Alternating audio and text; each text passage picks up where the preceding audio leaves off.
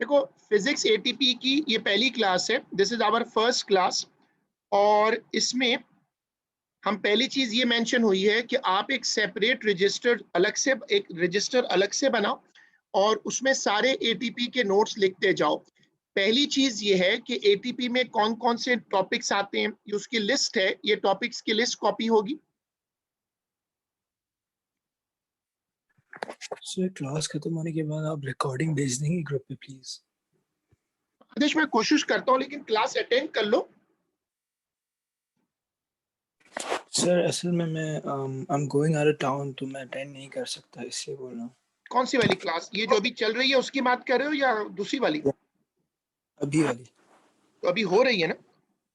जी अभी निकल रहा हूँ सर मैं। चलो ठीक है, मैं इसको इंशाल्लाह कर लेता हूँ। सब जी लोग सर ये थैंक वाली यू। हाँ ठीक, नो प्रॉब्लम। ये वाली टॉपिक लिस्ट कॉपी करिएगा।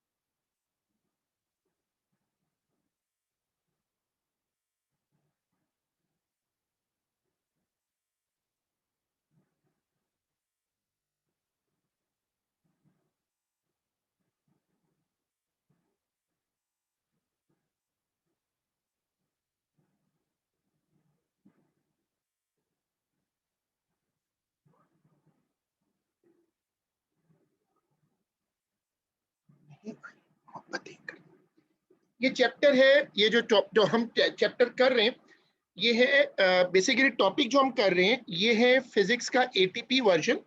और एटीपी के हम सेपरेट नोट्स बनाते हैं क्योंकि एटीपी सेपरेट पेपर है।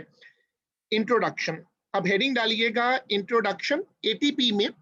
आप जब क्वेश्चंस को देखेंगे तो वो ज्यादातर लैब से रिलेटेड है। इन क्वेश्चंस में थ्योरी क्वेश्चंस बहुत कम आते हैं। Good drawing skills are required. ये बहुत जरूरी है कि आपकी ड्राइंग स्किल अच्छी हो, मतलब आर्टिस्टिक वर्क नहीं चाहिए, but neat and clean working चाहिए। आपने एक सेपरेट रजिस्टर बना लिया और उसके बाद आपने उसमें एक लिस्ट कॉपी कर ली। अब आप हेडिंग डालो इंट्रोडक्शन, हेडिंग डालो introduction.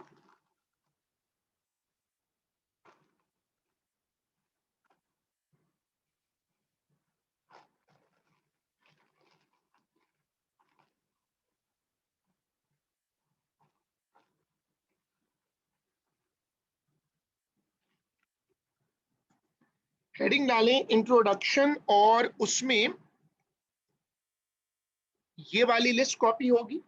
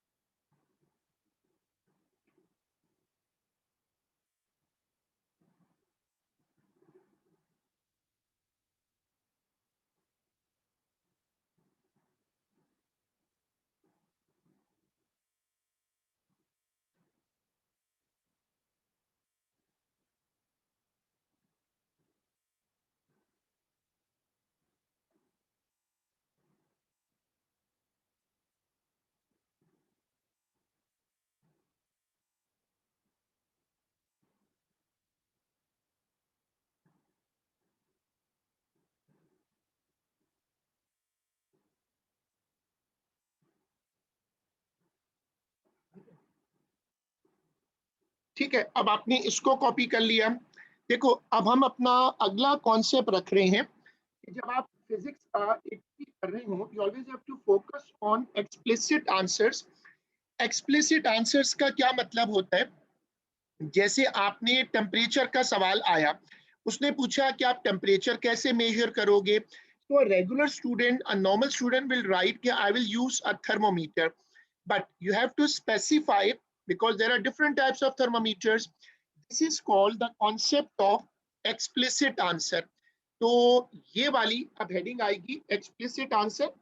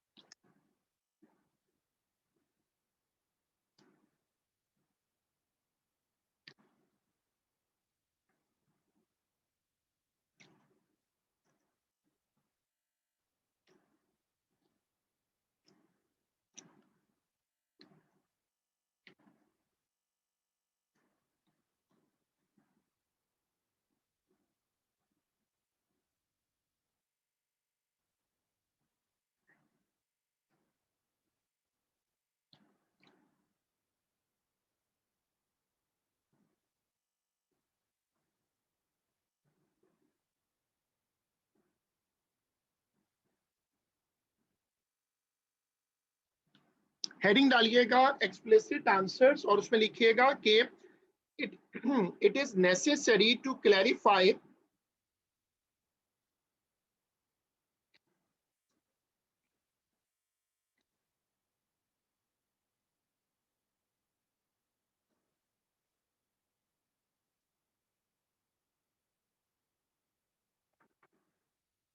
it is necessary to clarify the precise answer, it is necessary to clarify the precise answer।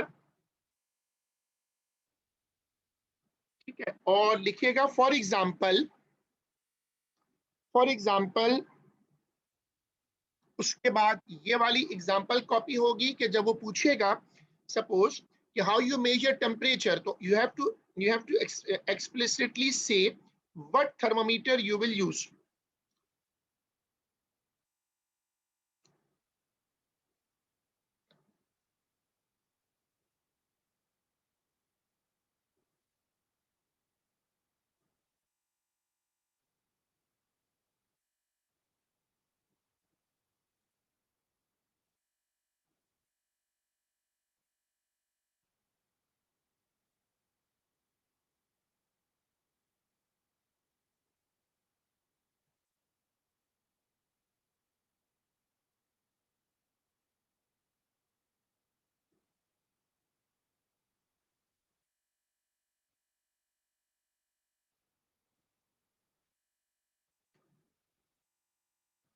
ये वाली स्क्रीन कॉपी होगी।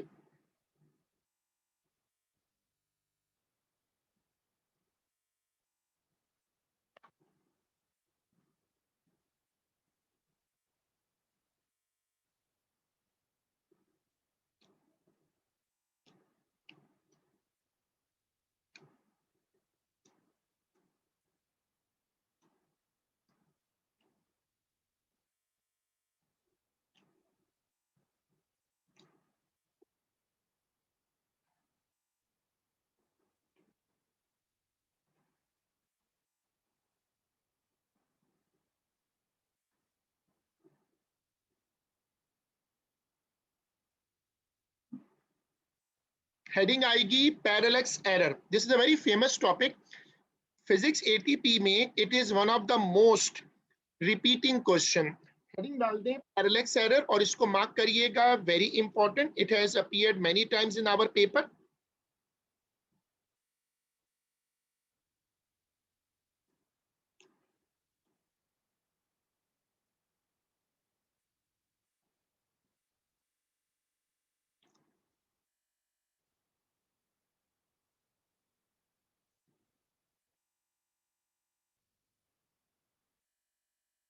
सबसे पहले इसका कॉन्सेप्ट बनाओ, parallax error, an error that arises due to the position of the observer eye।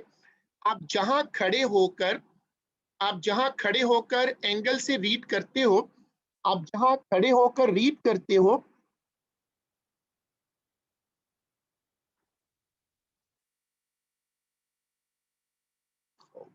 देखो आप यहां से रीड कर सकते हो, यहां से भी, यहां से भी, लेकिन जो बिल्कुल सामने से रीड करते हो वो इसका सही तरीका है। अब जैसे आपको ये रीडिंग नजर आ रही है, अगर आप इसको एक एंगल पे खड़े होकर देखो तो you might get a wrong reading. So you always have to be perpendicular to the scale. You always have to be perpendicular. अब जैसे ये वाली पोजीशन गलत है, ये वाली पोजीशन भी गलत है। अगर आप बिल्कुल सीधा देखोगे परपेंडिकुलर तो फिर आपको रीडिंग सही मिलेगी। तो हेडिंग है पैरेलक्स एरर और उसमें लिखिएगा an error that arises due to the position of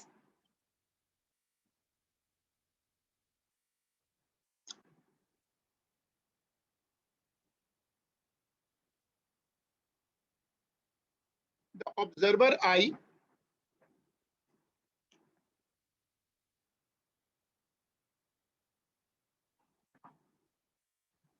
an error that arises due to the position of the observer eye।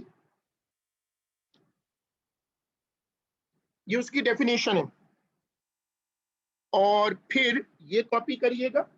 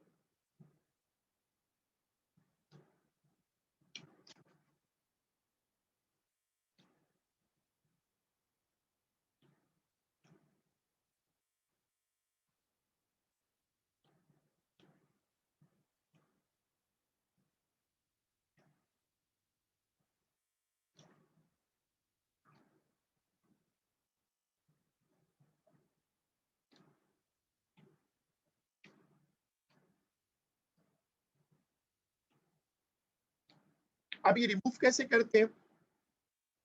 In order to avoid parallax error, आपको किसी भी चीज को बिल्कुल सीधा रख के देखना है एट अ राइट एंगल। तो आप लिखिएगा in order to avoid parallax error the axis of sight must be perpendicular to the scale. अब ये कॉपी होगा कि आप पैरेलक्स एरर हटाते कैसे। अब ये वाली स्क्रीन कॉपी करिएगा, जो मेथड है।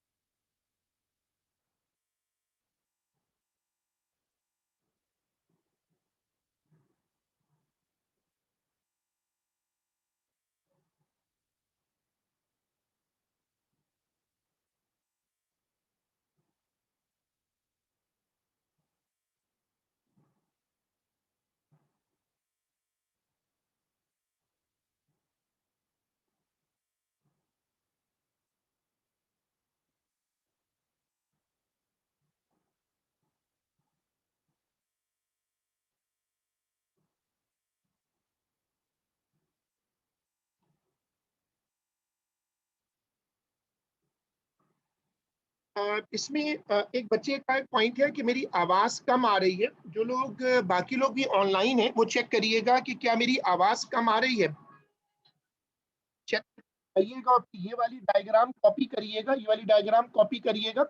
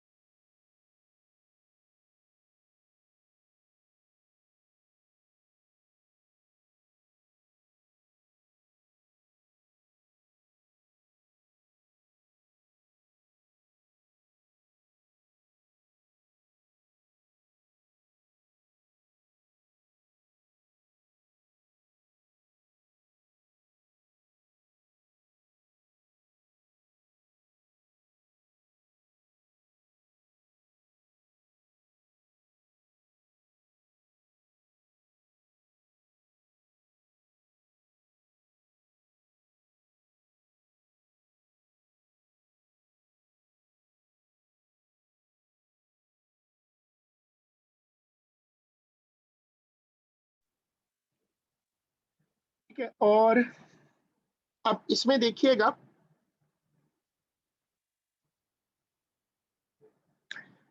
in order to avoid parallax error the axis of sight should be perpendicular to the scale, ये इसका रूल है। अच्छा, अब इससे पैरेलैक्स एरर हट जाएगा और आपको ये वाली डायग्राम आपने पहले बना ली थी, अब ये वाली डायग्राम है, ये वाली डायग्राम कॉपी होगी, ये वाली डायग्राम कॉपी करिएगा। सब लोग ये वाली डायग्राम कॉपी करिएगा।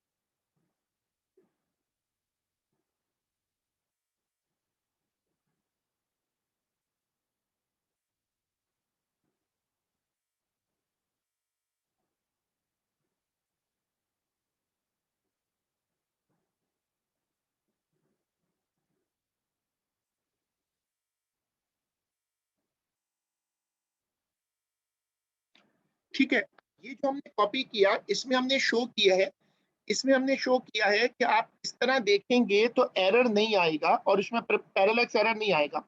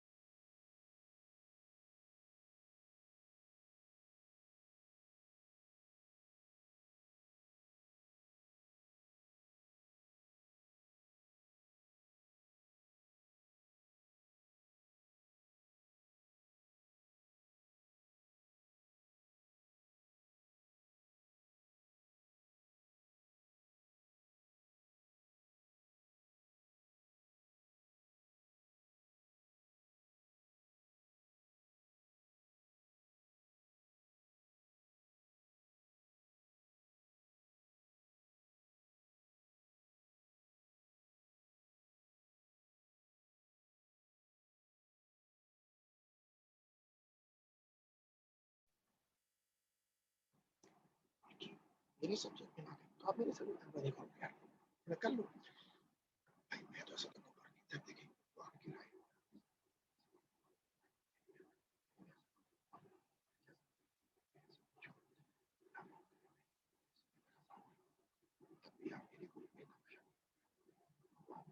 आपकी राय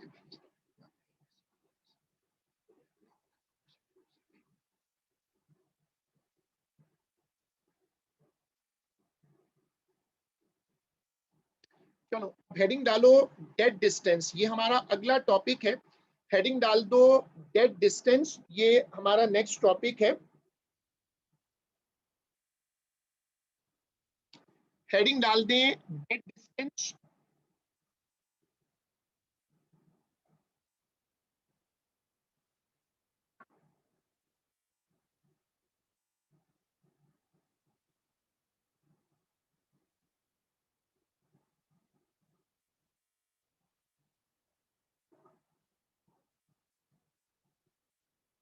ठीक है, अब कॉन्सेप्ट देखो कि डेड डिस्टेंस क्या होता है। जब तुम किसी चीज को रीड करते हो तो उसके और स्केल के बीच में कुछ डिस्टेंस होता है। जैसे मैं एक रॉड की लेंथ निकाल रहा हूं, तो ये मेरे पास रॉड है, लेकिन तुम नीचे देखो कि रॉड और रूलर के बीच में कुछ डिस्टेंस है। ये जो ये वाला डिस्टेंस है, ये वाला, इसको कहते हैं डेड डिस्टेंस। डिस्टेंस क्या होता है? ये गैप होता है। जो चीज तुम मेजर कर रहे हो उसके और रूलर के बीच में, बाजू का आप रूलर को बिल्कुल चिपका नहीं सकते, तो उस वक्त हम कहते हैं कि ये वाला डिस्टेंस जो है वो डेड डिस्टेंस है। तो आप हेडिंग डाल के लिखिएगा कि it is the gap between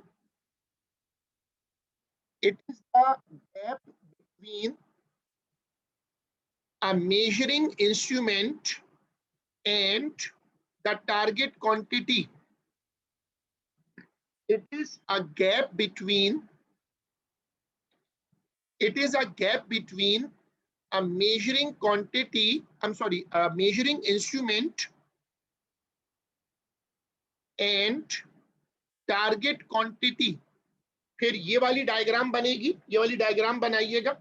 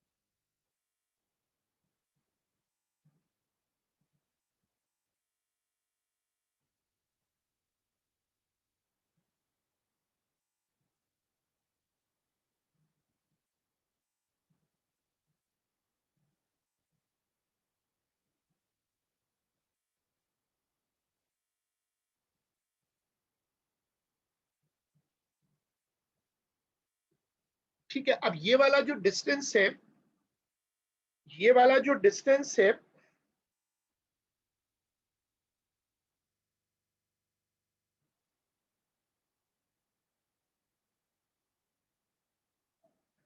ये वाला जो डिस्टेंस है, ये वाला, इसको कहते हैं distance.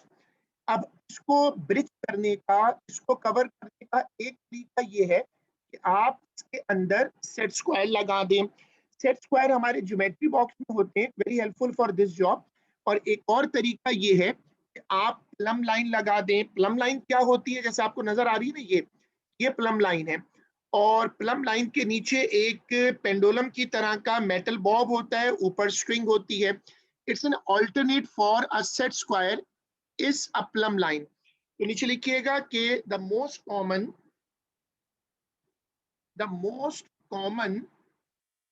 the most common treatment for that distance, the most common treatment for that distance is using a set square.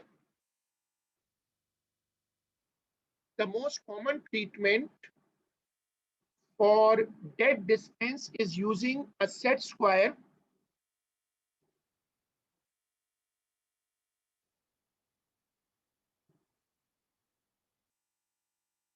और उसके बाद उसी डायग्राम को अपडेट कर लो, लगा दो इसके अंदर ऐसे करके।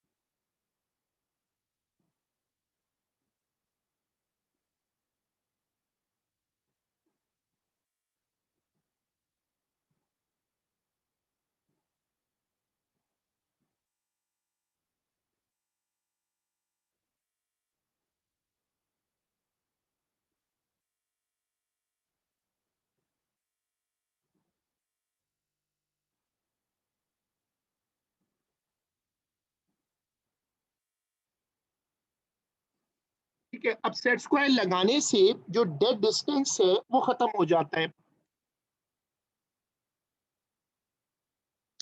हाँ, डेड डिस्टेंस की वजह से जमात व्हाट हैपेंस कि due to that distance your reading can be wrong because obviously there is a gap and human eye cannot actually precisely fill the gap, so error can occur. इसके बाद I have the next concept. Dead distance के अलावा दूसरी चीज है plum line. ऐसे करके plum line लटका दो दोनों तरफ और इसको फिर रीड कर लो। प्लम लाइन को रीड करने का, प्लम लाइन को लगाकर रीड करने का ये तरीका है, दोनों तरफ प्लम लाइन लटका दो और प्लम लाइन से लगाकर फिर आप डेड डिस्टेंस रीड कर सकते हो। तो चेक कर सकते हो कि डेड डिस्टेंस है या नहीं। तो अब उसके बाद ये वाली स्क्रीन कॉपी होगी, ये प्लम लाइन की से रिलेटेड है।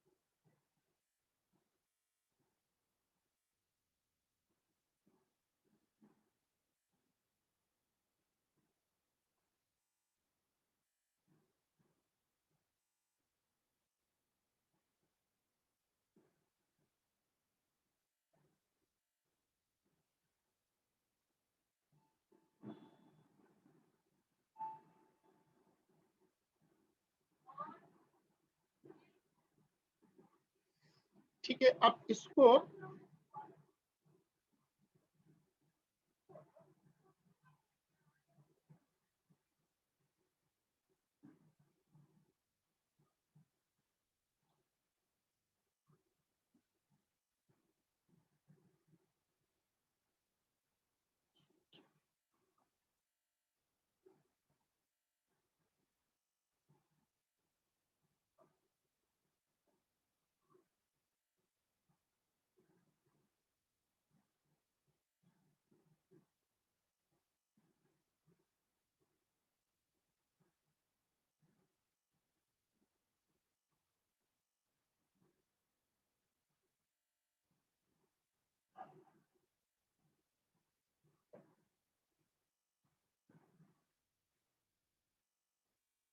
ठीक है, अब आपने जब इसको कॉपी किया तो अब आप देखो डेड डिस्टेंस का एक और कॉन्सेप्ट देखो।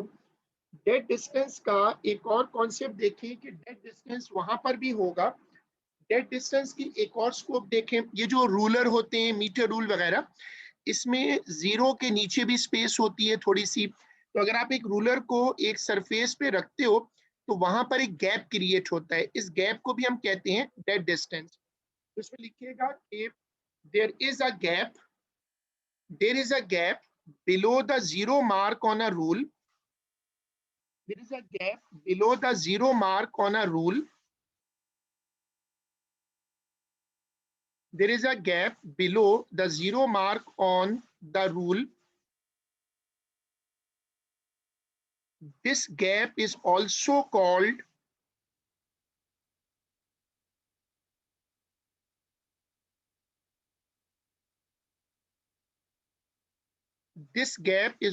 called dead distance.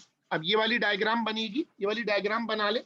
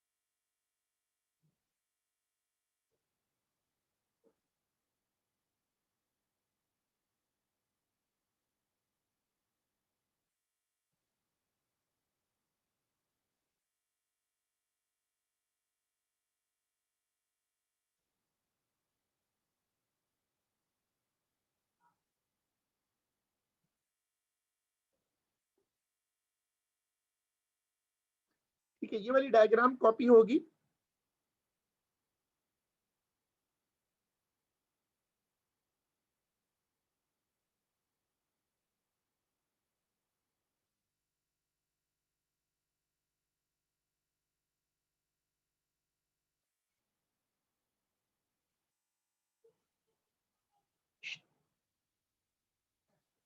अब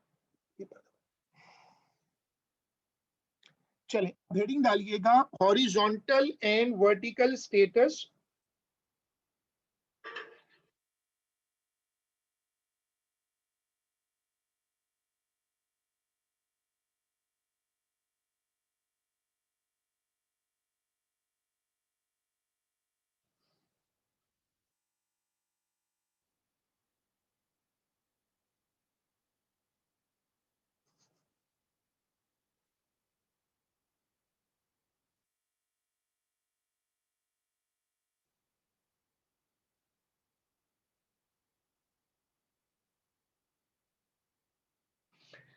हेडिंग है हॉरिजॉन्टल एंड वर्टिकल स्टेटस। अब ये आपको अगर पता करना हो that something is perfectly horizontal और not, there are three possible veg.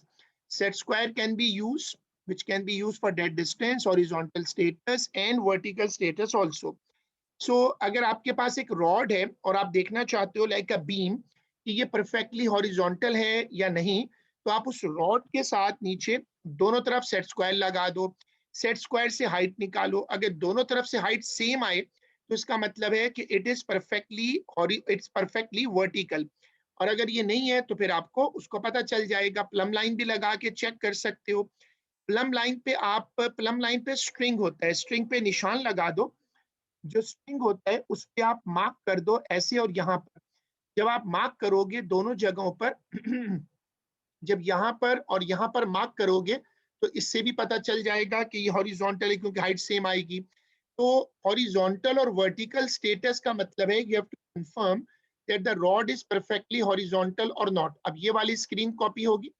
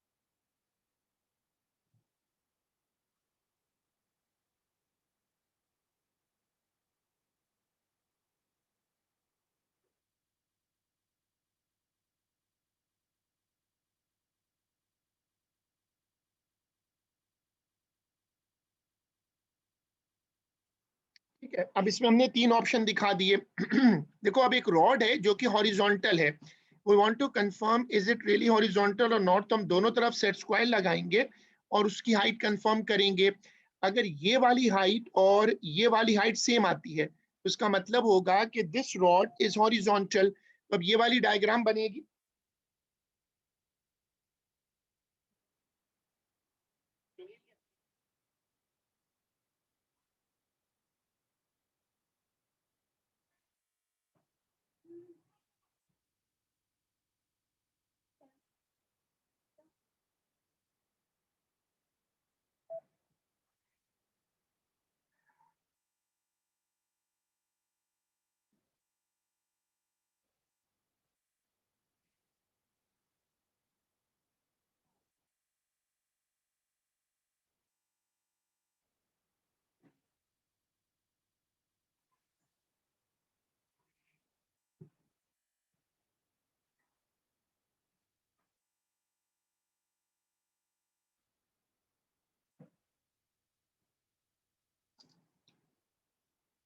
ठीक है, अब दोनों तरफ सेट स्क्वायर लगा दो इस तरह करके।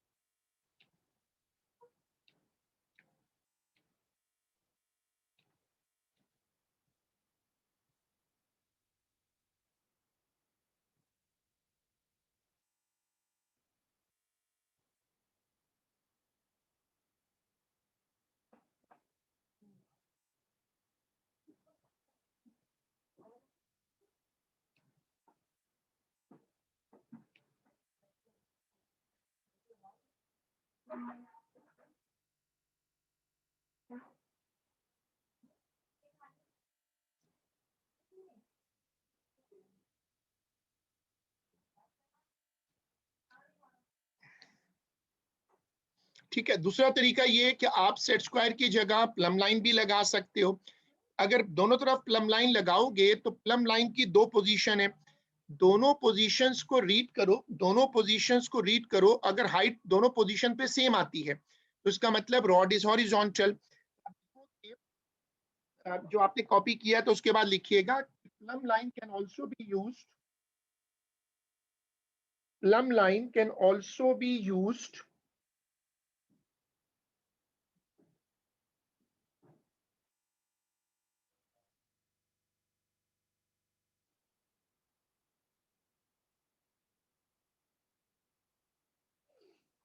plumb line can also be used to confirm the rod is horizontal.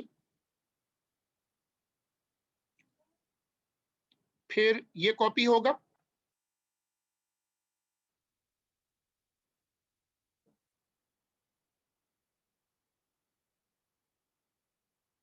उसके बाद ये डायग्राम बनेगी।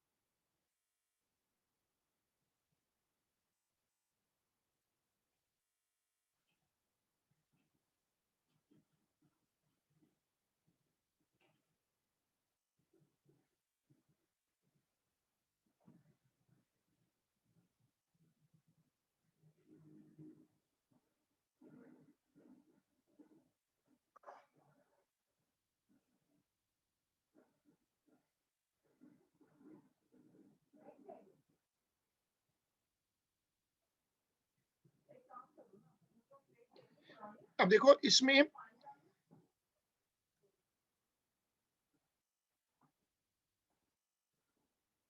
अब ये जो सेट स्क्वायर है इससे भी आप वर्टिकल चेक कर सकते हैं।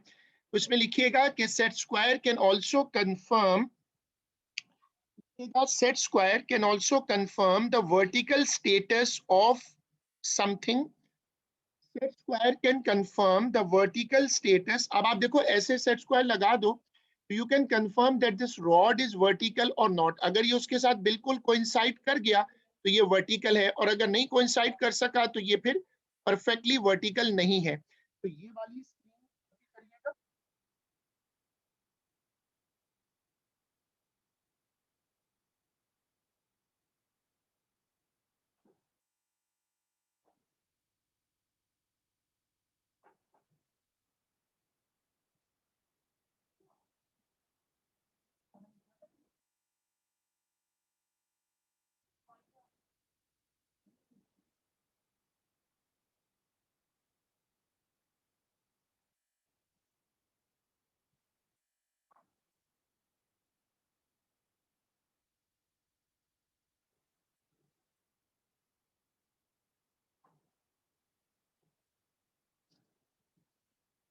अब इसमें शो कर रहे हैं कि अगर आप इस तरह सेट स्क्वायर लगा देते हो, अगर आप इस तरह सेट स्क्वायर लगा दो तो ये इसके साथ वर्टिकल हो जाएगा।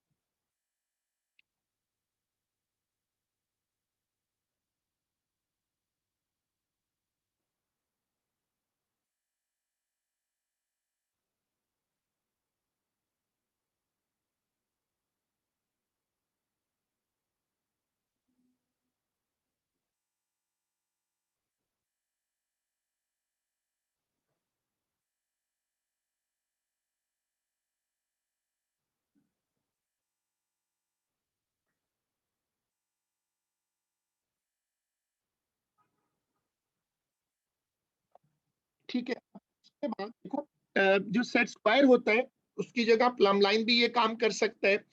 आप ये पता करने के लिए कि परफेक्टली वर्टिकल है या नहीं, सेट स्क्वायर लगा दो। अब अगर एक वॉल है and you want to confirm that the wall is perfectly vertical और not, you can put a plumb line in this position. If the plumb line sticks to the wall perfectly, it means the wall is perpendicular. तो नीचे लिखिएगा plumb line can also confirm this. नीचे लिखिएगा plumb line can also confirm this. फिर ये वाली diagram बनेगी।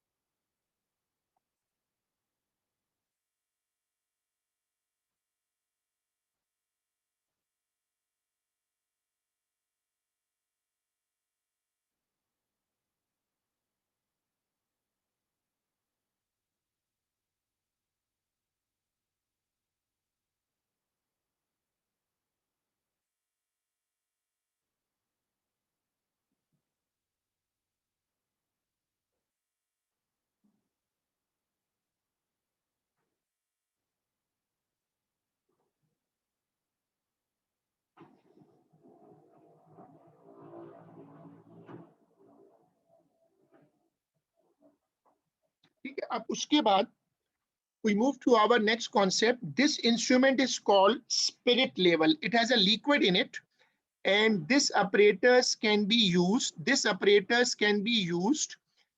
This apparatus can be used to check the horizontal or vertical status of a device. This is called spirit level. तो heading डालिएगा spirit level. A spirit level, bubble level, or simply a level is an instrument designed to indicate whether a surface is horizontal or vertical. ये तीन horizontal vertical दोनों confirm कर सकता है. तो ये वाली स्टेटमेंट कॉपी होगी.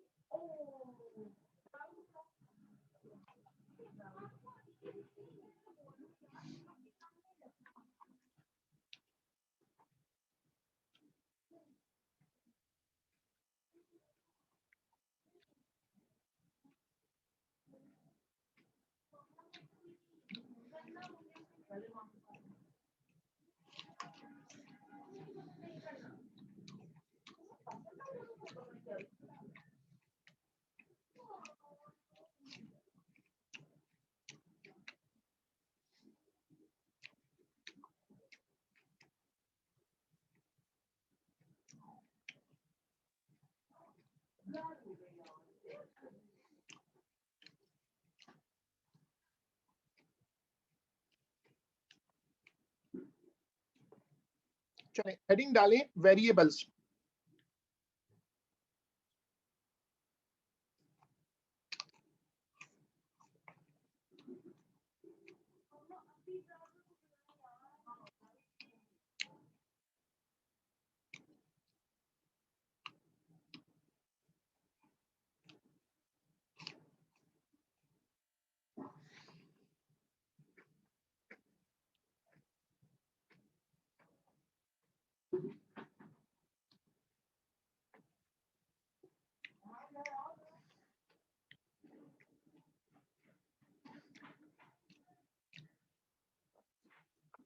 देखो स्पिरिट लेवल क्या होता है.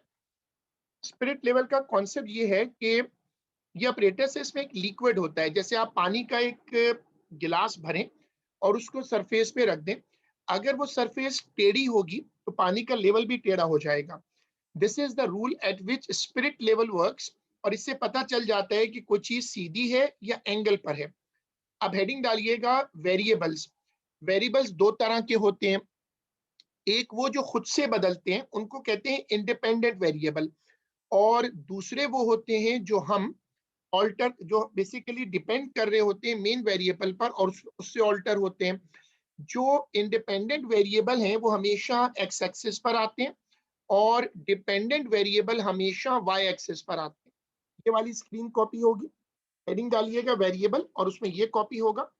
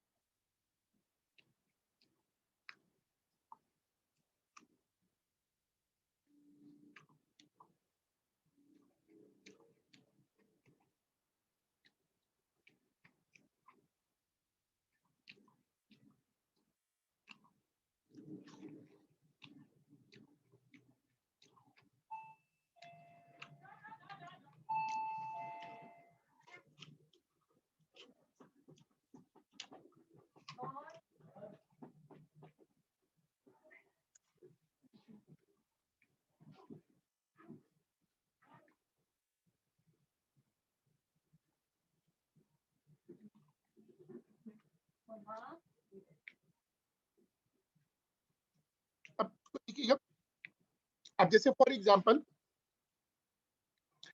हमने दो तरह के वेरिएबल बताए, एक वो वेरिएबल है जो कि सोर्स है, जो कि चेंज आप करोगे, और दूसरा वो वेरिएबल है जो उससे चेंज होगा।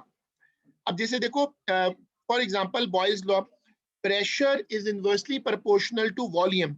अगर आप गैस का प्रेशर बदलोगे तो वॉल्यूम बदल जाएगा। तो जो प्रेशर है वो इंडिपेंडेंट वेरिएबल है और जो वॉल्यूम है वो डिपेंडेंट वेरिएबल है।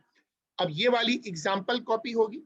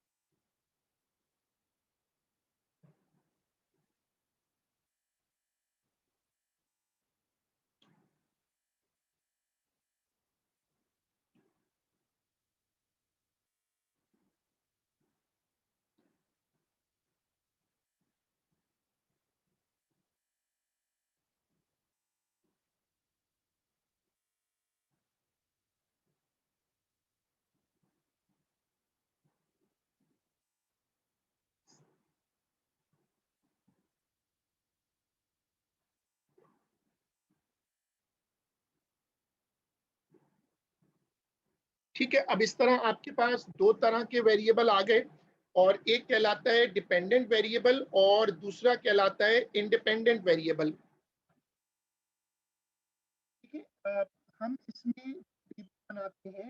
टेबल बनाने का एक कन्वेंशन होता है कि जो लेफ्ट साइड है जो कि एक्स एक्सिस पर जाती है उसमें हमेशा इंडिपेंडेंट वेरिएबल लिखते हैं, और राइट साइड पर हमेशा डिपेंडेंट वेरिएबल लिखते हैं। तो अब ये वाली स्क्रीन कॉपी होगी, ये वाली स्क्रीन कॉपी करिएगा।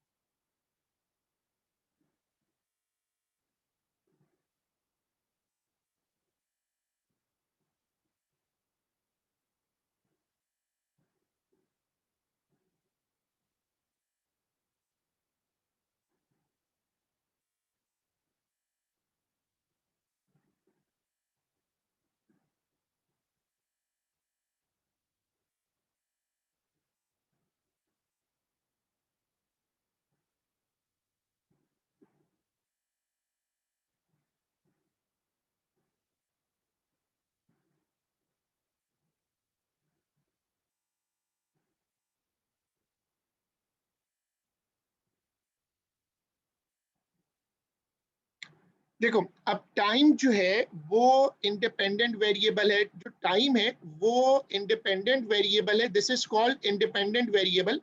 टाइम इंडिपेंडेंट वेरिएबल क्यों है? क्योंकि टाइम किसी पर डिपेंड नहीं करता, टाइम वेरी करता है हमेशा इंडिपेंडेंटली। तो अब ये वाली चीज कॉपी करो कि टाइम हमेशा इंडिपेंडेंट वेरिएबल होता है।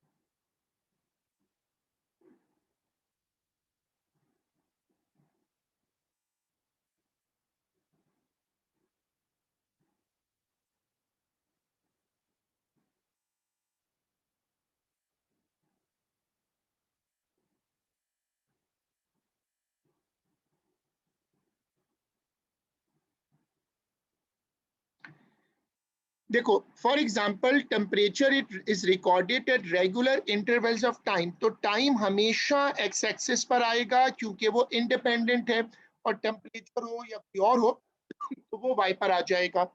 ये वाली चीज कॉपी करिएगा।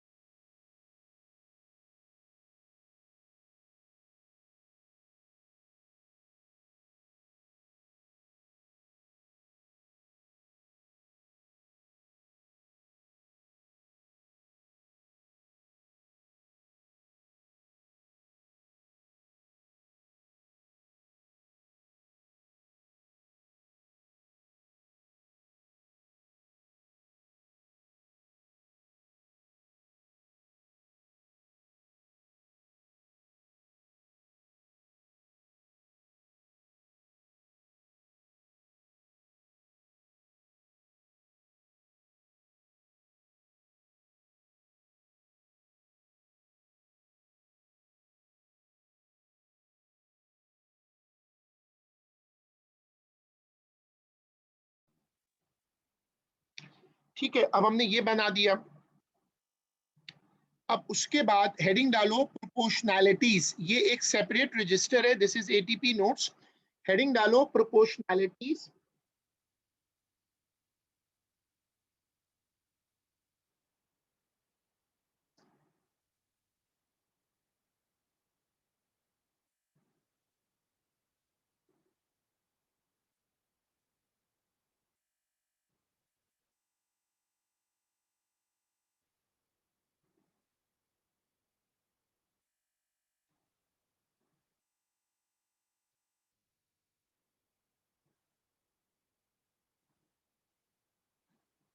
अब प्रोपोर्शनैलिटीज दो तरह की होती हैं। सबसे पहले आता है डायरेक्टली प्रोपोर्शनल। डायरेक्टली प्रोपोर्शनल का मतलब है if one quantity is doubled, the other quantity is also doubled. If one quantity is halved, other quantity also get halved.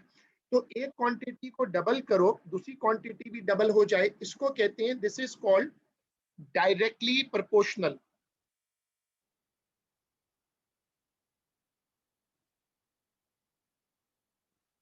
ठीक है, अब डायरेक्टली प्रोपोर्शनल को आप यहां से चेक करो।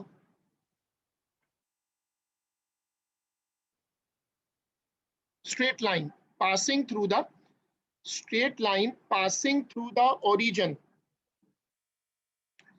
Two quantities are directly proportional if the ratio of these quantities is constant. आप दो चीजों में जब प्रोपोर्शनैलिटी होती है तो उसका जो रेशियो होता है वो फिक्स होता है। अगर दो क्वांटिटीज में रेशियो कांस्टेंट हो और वो लाइन ओरिजिन से भी पास करे तो that is called directly proportional. तो हेडिंग डाल दें डायरेक्टली प्रोपोर्शनल,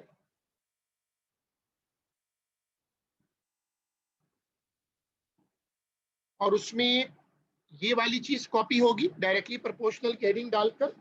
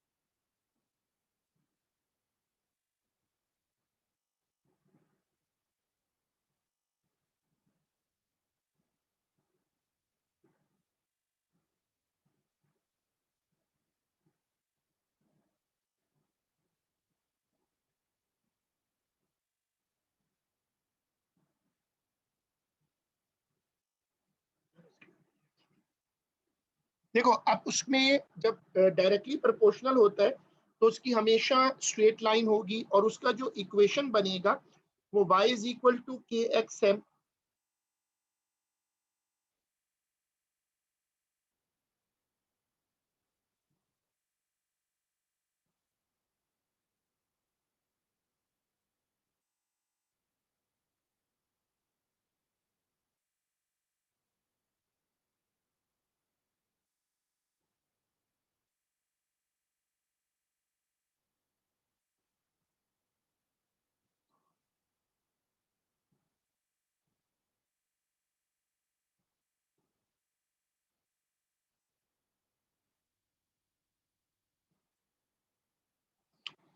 देखो डायरेक्टली प्रोपोर्शनल की इक्वेशन देखो, x is proportional to y, x is equal to K Y X upon Y, ratio आ गई ना। तो अगर दो चीजों में, दो वेरिएबल में रेशो कांस्टेंट हो तो उसको कहते हैं डायरेक्टली प्रोपोर्शनल। तो ये वाली स्क्रीन कॉपी होगी अब।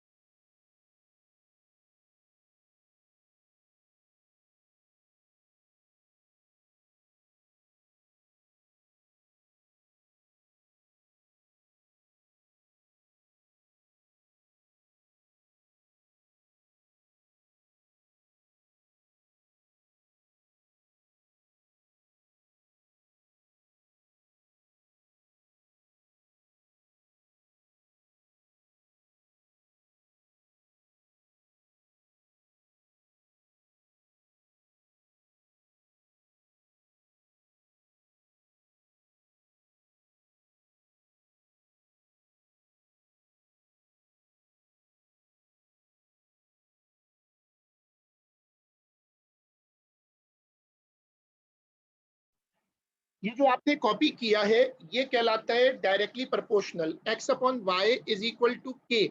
ठीक है, अब आप क्या करो कि आप ये जो स्केच है इसमें ये बात ध्यान में रखो कि स्केच ओरिजिन ओरिजिन से गुजरेगा। अब इसका क्या मतलब है कि रेशो कांस्टेंट है। जैसे देखो 3 और 2, इसका रेशो 1.5 है, 6 और 4 का रेशो 1.5 है।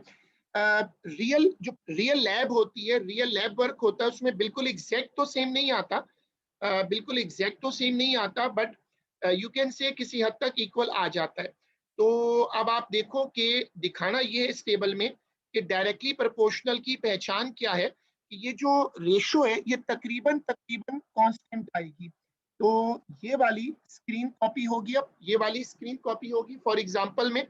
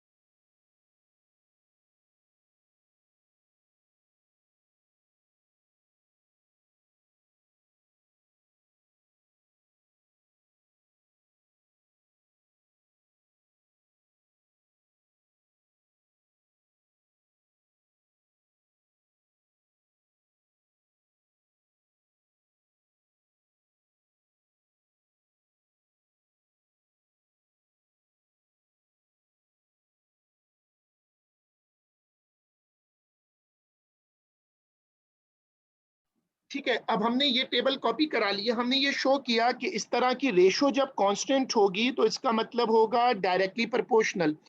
आज का लास्ट कॉन्सेप्ट लिखिएगा, लास्ट कॉन्सेप्ट लिखिएगा कि इन अ रियल लेबोरेटरी, लिखिएगा in a real laboratory,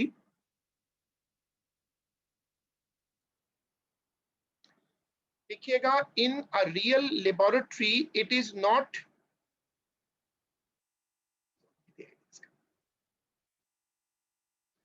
in a real laboratory, in a real laboratory that these numbers are not precisely the same. In a real laboratory these numbers are not precisely the same.